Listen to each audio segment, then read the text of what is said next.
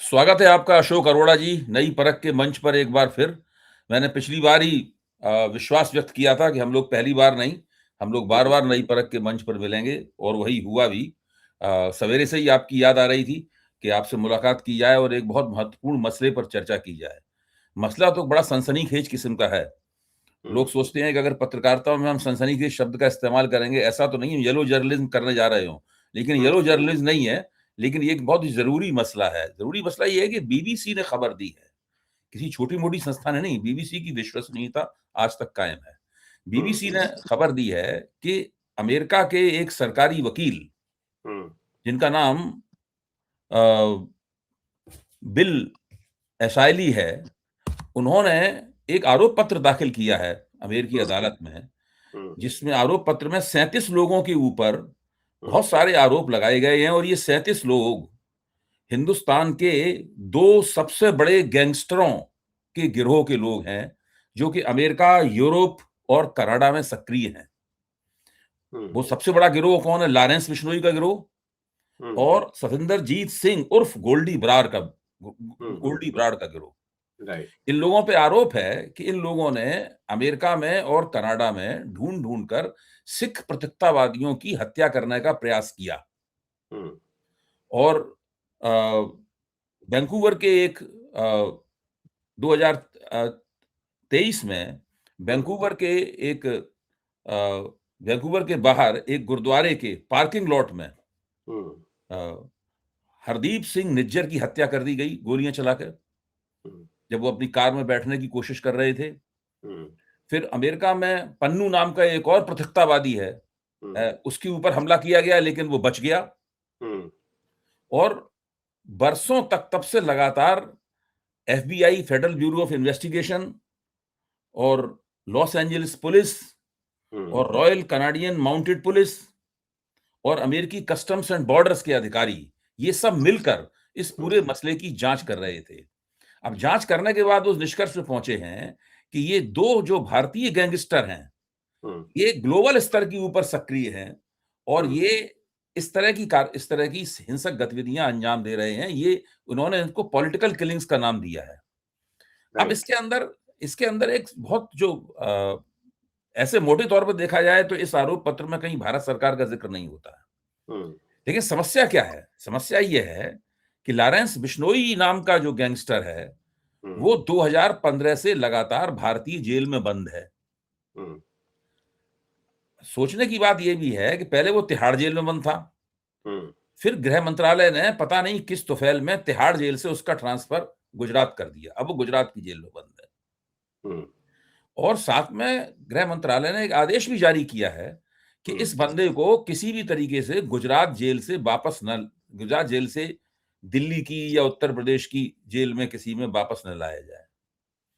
ऐसा इसलिए आदेश जारी किया गया है कि जब अतीक अहमद को हुँ, गिरफ्तार करके अ, और गिरफ्तार किया गया था, तो अतीक अहमद ने खूब ढंग से बीजेपी के नेताओं को पैसा-वैसा खिला के अपने आप को गुजरात ट्रांसफर करवा लिया था। लेकिन एक प्रशासनिक कू में हुँ, अतीक अहमद को वहां से बुलाया गया उत्तर प्रदेश, लखनऊ हुँ, में और फिर अतीक अहमद का क्या हुआ हमें पता है। जब उसको ट्रांसफर किया जा रहा था, तब कुछ बंदूकचियों ने, कुछ पिस्तौलबाजों ने उसको सरेआम उसको गोली छोड़ा दी अतीक अहमद को।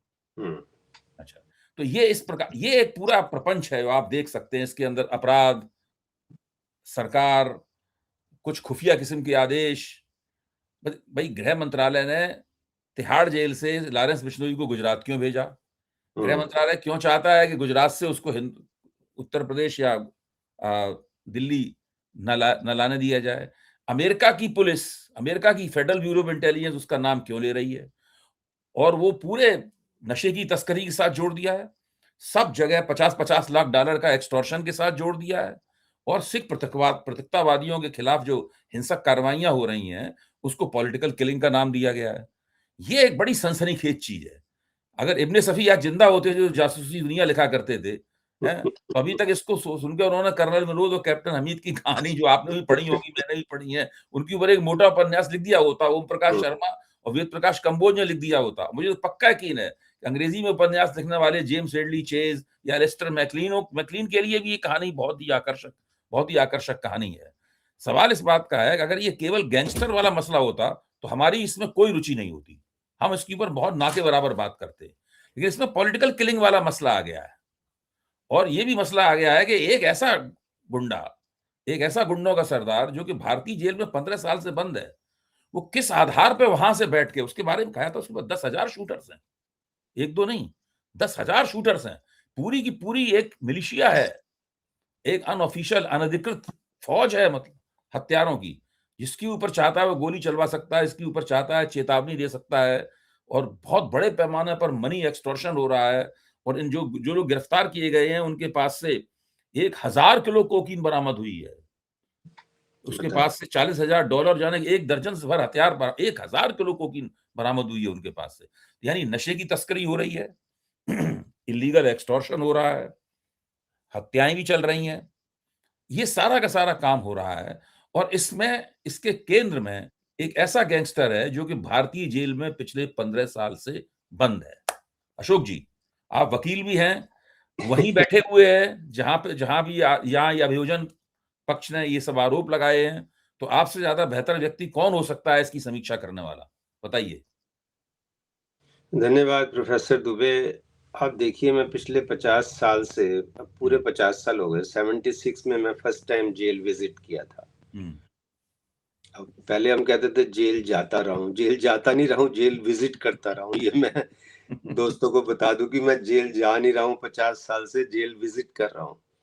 एज ए स्टूडेंट विजिट करते थे, फिर वकील बन गए तो फिर विजिट करते थे, फिर जेल अधिकारी मुझे बुलाते थे सुप्रेंट्स वगैरह को मोटिवेट करने का, फिर फ्री लीगल एड का काम करते थे तो उसके लिए विजिट करते थे, फिर कभी क्लाइंट को मिलना होता था तो उसमें विजिट करते थे।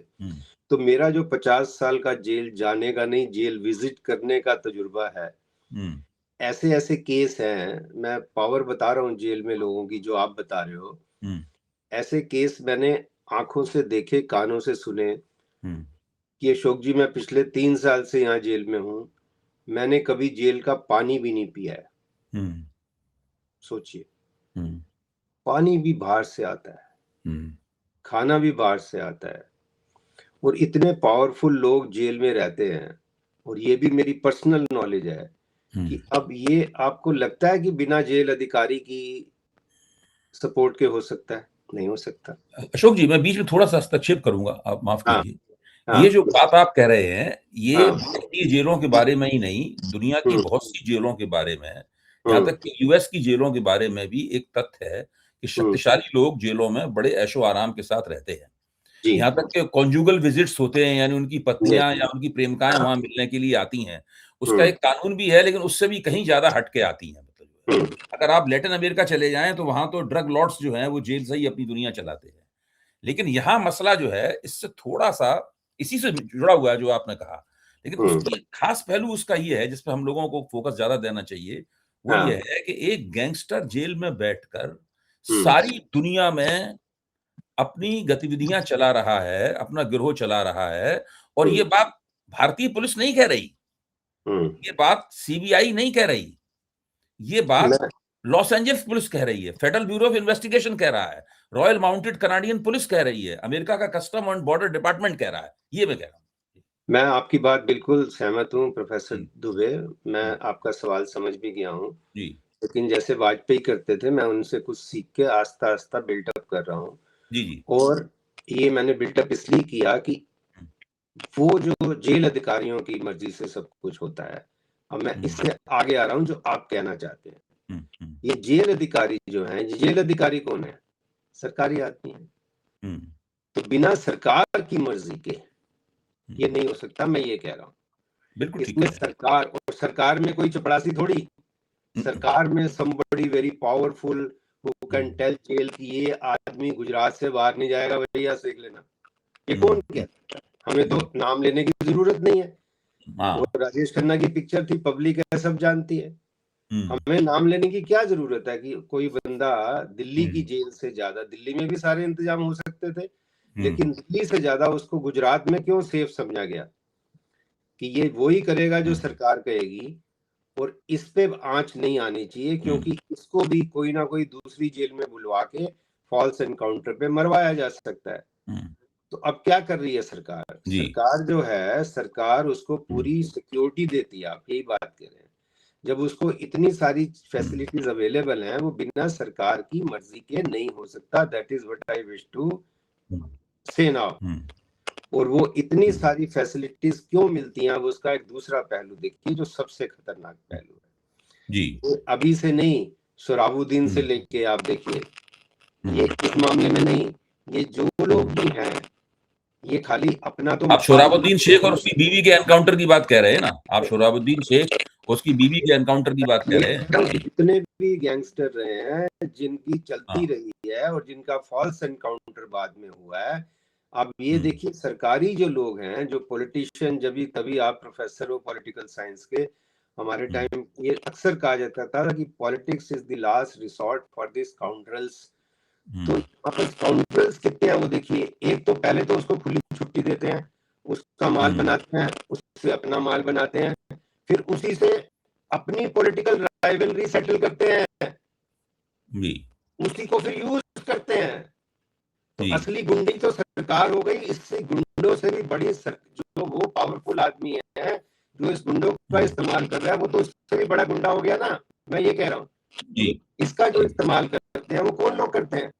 और ये जो अभी आप हमें नाम लेने की जरूरत नहीं है, मैं डेफिमेशन लॉ पढ़ाता भी हूँ 50 साल से, बिना नाम लिए हम चार्टर लगा सकते हैं। अभी किसी धन्ना सेठ के यहाँ से कई हजार किलो हीरोइन बरामद हुई थी, देखिए कोई एक्शन ही नहीं हुआ। हुआ कि नहीं हुआ? ये सारी जो है ना बंदर बांट होती है। ये सारे जो एफबीआई ने इन्वेस्टिगेट किया, आपने ठीक बात करी कि उनका इन्वेस्टिगेशन इतना हल्का नहीं होता और बीबीसी ऐसे कोई न्यूज नहीं दे देती है।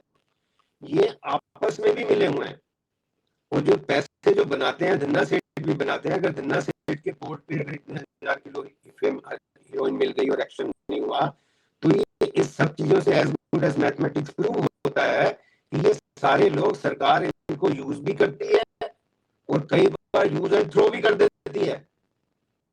एक को दूसरे से मरवाना भी ये खेल चलता रहता है। आपने देखा ही कई केसेस में रिसेंट पास्ट में हुआ है इंडिया में। रिसेंट पास्ट में इसमें अशोक जी एक और पहलू है अशोक जी, कि एक और पहलू है कि जो आमतौर पर अनधिकृत रूप से कुछ थोड़ा सा डिस्टरबेंस हो रहा है आपकी तरफ से, आवाज का बहुत ज्यादा, आवाज की तरफ से कुछ दिक्कत हो रही है आपकी तरफ से। हाँ, होता यह है कि एक अनधिकृत पहलू भी है इसका।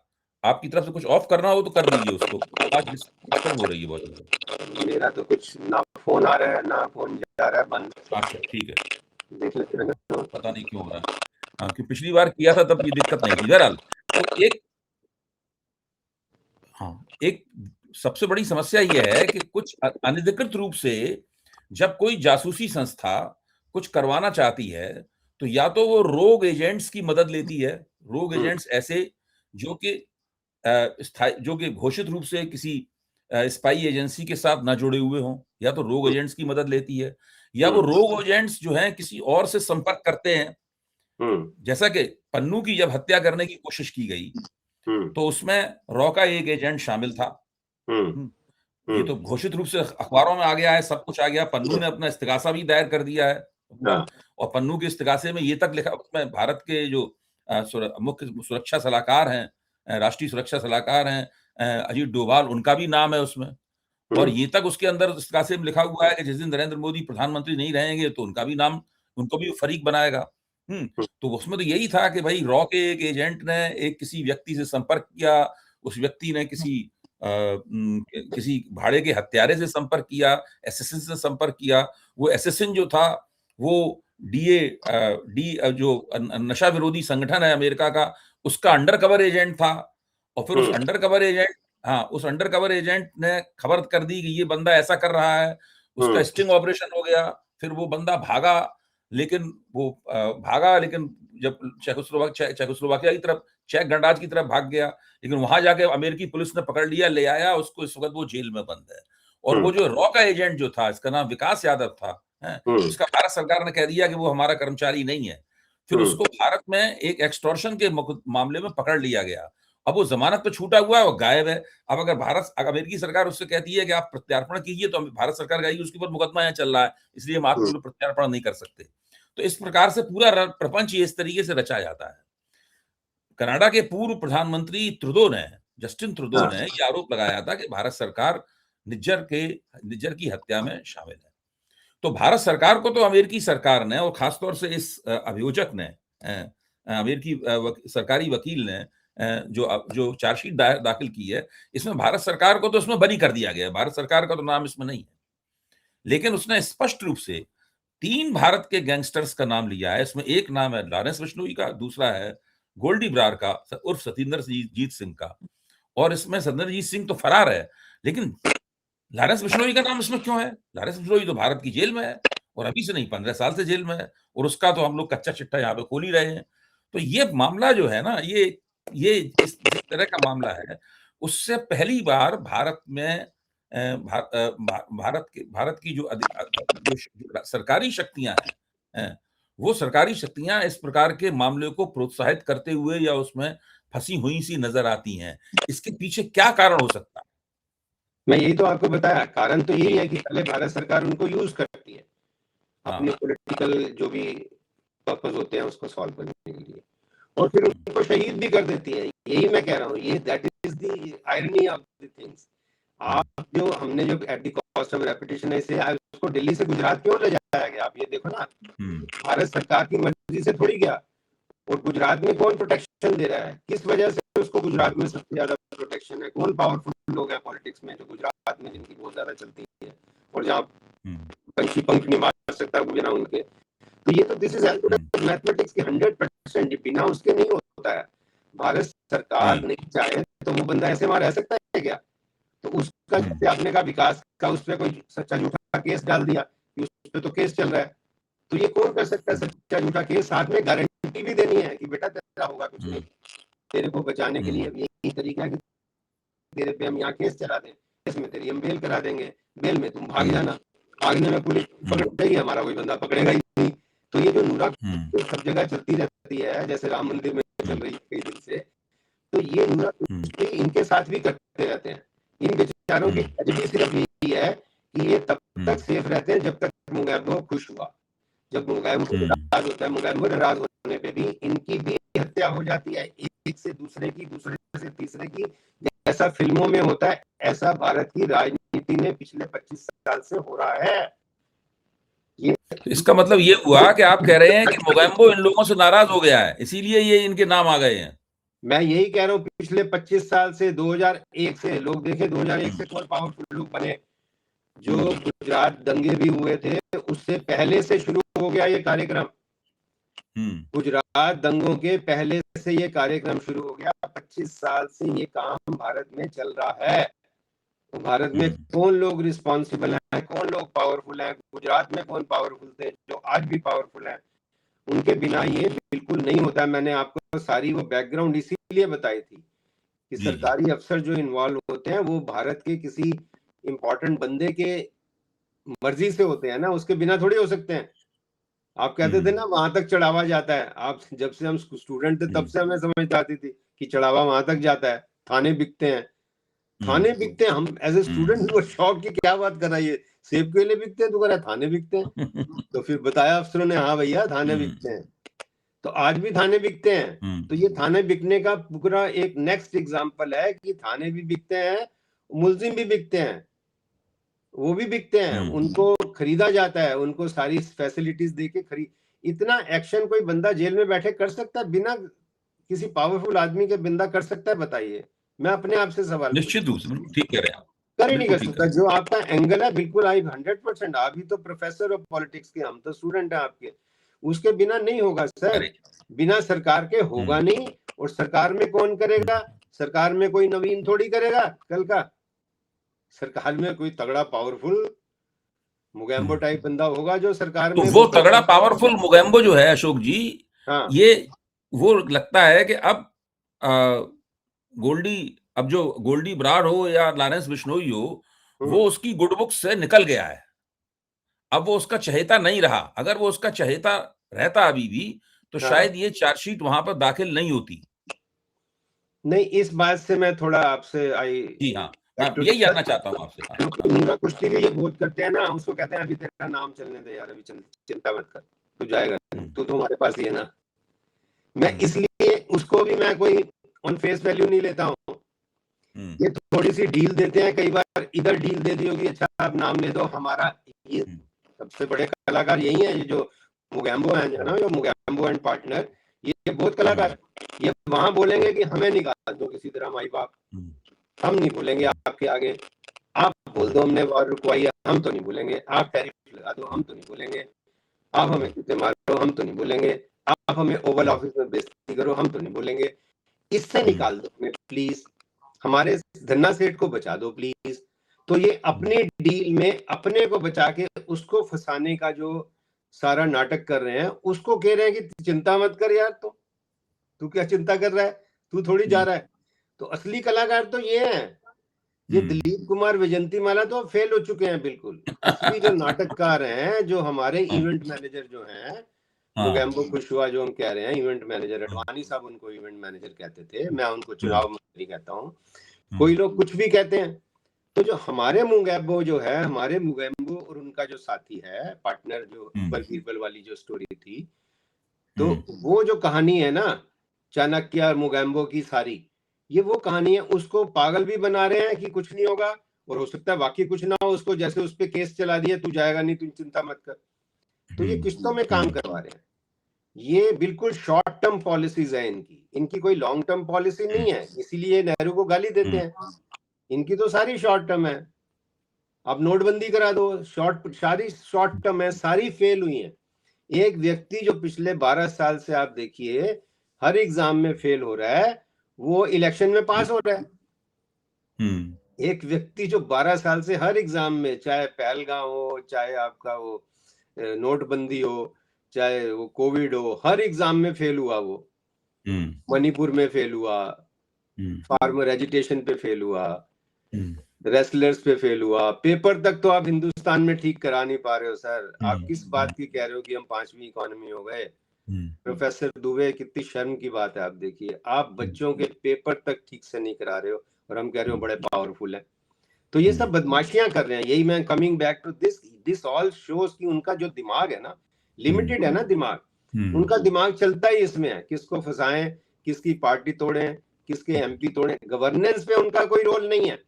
Mogambo and party have no role, no interest in governance. वो डमरू बजाते हैं, पतंग उड़ाते हैं, तो इसलिए सारा कुछ हो रहा है। ये कलाकारी में लगे रहते हैं, कलाकारी में ये कामयाब है। हल्की कलाकारी कहूंगा मैं, वैसे तो दिलीप कुमार वाली कलाकारी नहीं, हल्की। जरा इसके बारे में भी थोड़ा बताइए कि ये जो तिकड़में पहले के जो पॉलिटिशियंस थे, उनके दिमाग में नहीं आती थी, लेकिन इन लोगों के दिमाग में इसी प्रकार की तिकड़में आती हैं। ये और कोई काम ही नहीं करते, जैसे आपने ठीक कहा, ये अवेयरनेस वगैरह में ध्यान है नहीं।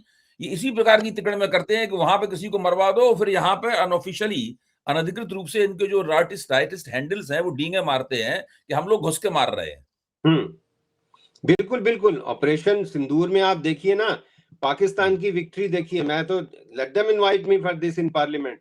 पाकिस्तान के साथ रशिया भी था, चाइना भी था, अमेरिका भी था। देखिए, all three were helping Pakistan. उनके साथ एक देश नहीं आया। ये हजारों करोड़ महामानव ने देश का बर्बाद कर दिया, विजिट कर करके और किराए के टट्टू बुला के वहां पे, और एक देश इनके साथ नहीं आया। मैं ही तो कह रहा हूँ, महामानव हर एग्जाम में फेल है, हर एग्जाम में।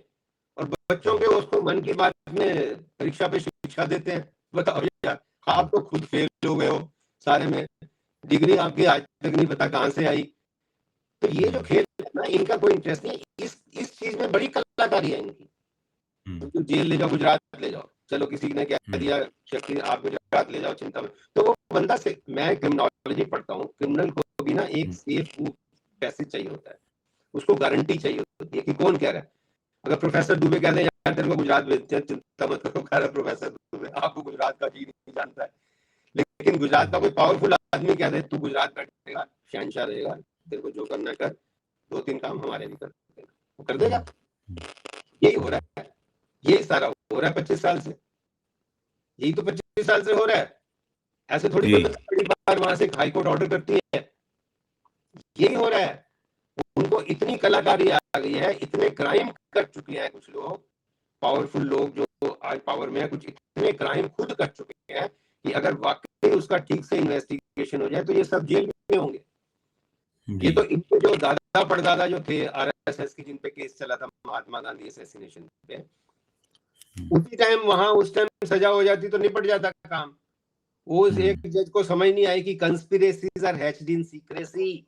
आपको पता है ना, सावरकर के खिलाफ अभी वो था, एलिगेशन था, उसको बरी कर दिया। He was wrongly acquitted. वो जज ने पता नहीं क्या judgment, he was wrongly acquitted. उसका 100 साल से वो भुगत रहे हो आज तक। उसकी वो तस्वीर लगा देते हैं। जो बंदा महात्मा गांधी जैसे व्यक्ति के असैसिनेशन में शामिल रहा हो, उसको अगर आप बरी कर दोगे तो क्या होगा? ये मैनेज जो होता है, उस टाइम मैनेज नहीं था। मेरी ये जजमेंट है, उस टाइम मैनेज नहीं था। उस टाइम वो जज की गलती थी। उस जज ने ठीक से एविडेंस, उसको जजमेंट ठीक से पता नहीं थी। मैं आज कह रहा हूँ जजमेंट को बिना पढ़े, जितना मेरे को आइडिया है कि उसने बेनिफिट ऑफ डाउट दे दिया। बेनिफिट ऑफ डाउट तब नहीं मिलता है जब सर्कमस्टांशियल एविडेंस हो, तो बेनिफिट ऑफ डाउट नहीं देना चाहिए। When chain is complete, then there is no scope for benefit of doubt. इनके खिलाफ चेन कंप्लीट है, मैं ये कह रहा हूं। आज भी कोई इन्वेस्टिगेशन प्रॉपर कर ले, इनके खिलाफ चेन कंप्लीट रखी है। हिरन पांड्या से लेके, हिरन पांड्या से आज तक का जो इतिहास है महामानव का 25 साल का, बल्कि हिरन पांड्या से थोड़ा पहले जाए, गुजरात राइट से आज तक का जो इतिहास है, सिर्फ क्राइम किया है, नफरत फैलाई है, क्राइम किया है। और जिसपे मुगैम्बो खुश हैं, जब तक खुश हैं वो कुर्सी पे रहता है। जब मुगैम्बो नाराज हुआ, उसका धनकर बना देते हैं। उसको कहते तेरा धनकर बना, धनकर आउट, धनकर चले जाते। ये लोकतंत्र कौन सा आपने जो पढ़ाया था, और आज जो मोदी तंत्र है, दिस इज नो कंटेम्प्ट। मैं मोदी तंत्र कह रहा हूँ, कौन मोदी है हमें तो नहीं पता। हमने नाम दिया है कि आज लोकतंत्र नहीं है, मोदी तंत्र है। कौन मोदी है लोग जाने, हमें तो नहीं पता क्या नाम है उसका, नाम लिखते हैं। बहुत बहुत शुक्रिया अशोक जी, आपने बहुत ही प्रभावी टिप्पणियां की। और देखते हैं हम इस पूरे कार्यक्रम को नई परख के दर्शकों के सामने तुरंत पेश करेंगे। और मुझे पक्का यकीन है कि वो लोग हम लोगों की चर्चा को, जैसे पिछली चर्चा पसंद हुई थी, इस बार भी चर्चा पसंद होगी। और मैं सब अपने नई परख के दर्शकों से अपील करता हूं कि वो अपनी टिप्पणियां लिखें और बताएं कि उन्हें ये कार्यक्रम कैसा लगा। और अब जो सुझाव देंगे, उस सुझावों पे हम लोग गौर करेंगे और अपने कार्यक्रम को और सुधारने की कोशिश करेंगे। अगर उन्हें ये कार्यक्रम पसंद आता है तो वो नई परख को सब्सक्राइब करें और अपने मित्रों, सहयोगियों और परिजनों से भी कहें कि वे भी इसे सब्सक्राइब करें और हर बार देखें और हमें बताएं कि उनकी प्रतिक्रिया क्या है। बहुत बहुत धन्यवाद। मैं तो यही कहूंगा, जो मेरा 50 साल का जेल जाने का नहीं, जेल विजिट करने का तजुर्बा था, मैंने आपसे साझा कर लिया। जी जी, धन्यवाद, धन्यवाद, धन्यवाद।